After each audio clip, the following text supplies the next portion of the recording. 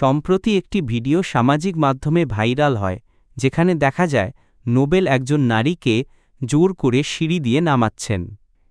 এই ভিডিও দেখে ভুক্তভোগীর পরিবার টাঙ্গাইল থেকে ঢাকায় আসে এবং জাতীয় জরুরি সেবা 9999 নম্বরে ফোন করে পুলিশের সহায়তা চায়। সোমবার রাত 10টার দিকে ডেমরার একটি বাসা থেকে ছাত্রীটিকে উদ্ধার করে পুলিশ। তবে অভিযানের সময় নোবেল পালিয়ে যান।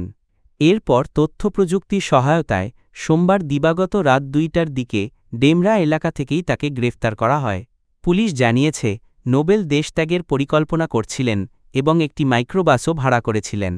তবে পালানোর আগেই তাকে আটকে ফেলা হয়। ডেমরা থানার অফিসার ইনচার্জ মাহমুদুর রহমান গণমাধ্যমকে জানান, নোবেলের বিরুদ্ধে এক শিক্ষার্থীকে দীর্ঘ 7 মাস আটকে রেখে ধর্ষণ ও নির্যাতনের অভিযোগ উঠেছে।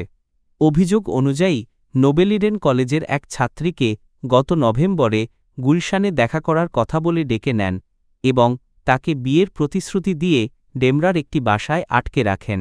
এই সময়ের মধ্যে নোবেল তাকে শারীরিক ও মানসিকভাবে নির্যাতন করেন এবং এসব ঘটনা মোবাইলে ভিডিও ধারণ করে ছাত্রীকে ব্ল্যাকমেইল করছিলেন।